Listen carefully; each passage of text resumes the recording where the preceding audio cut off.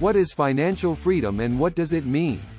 When people first hear about financial freedom, the first thing that comes to mind is thoughts of luxurious houses, extensive vacations, and smoking cigars in dark rooms where massive deals are being made. This video is set to explore three things: what financial freedom is, different frameworks and strategies on how to achieve financial freedom, and finally our own definition of financial freedom. Definition of financial freedom.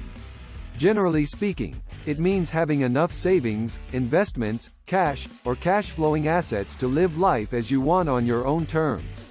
The ability to do what you want, when you want, and with whom you want to sums it up.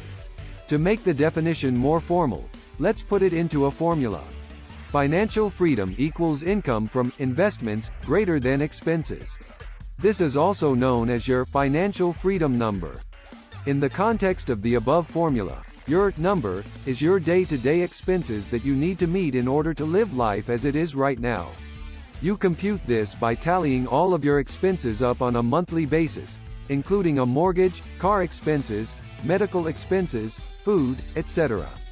This means that all of your investments, whether through withdrawals, sales, cash flow, etc., need to equal or exceed that number monthly. But how can you achieve financial freedom? 1. Asset accumulation. The first is through an accumulation of assets that, once you have enough of them, you are able to live off of as you draw them down. The rule governing the drawdown of assets is more commonly known as the 4% rule, and means that you shouldn't withdraw more than 4% of your assets in any given year. People approach this in one of two ways.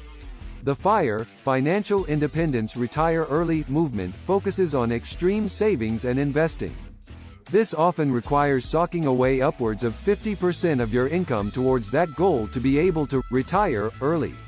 Next would be a more traditional, accumulation-based approach, saving money in financial investments such as stocks, bonds, mutual funds, etc. 2. Cash flow assets. The second overall approach is through buying and holding cash-flowing assets with the goal of accumulating enough assets that kick off cash flow to eventually meet your financial freedom number. As an example, let's say we came up with a goal of $5,300.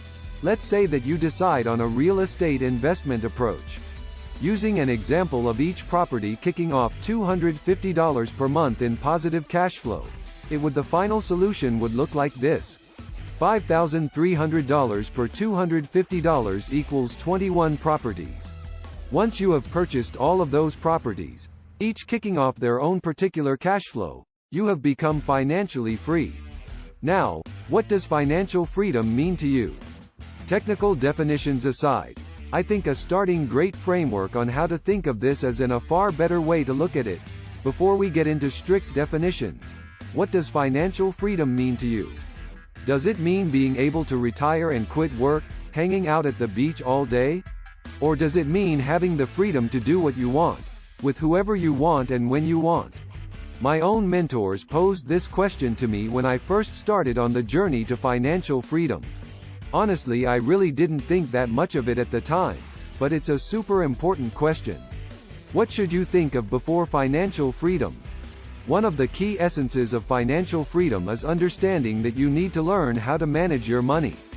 The first step is to become more conscious of your spending habits.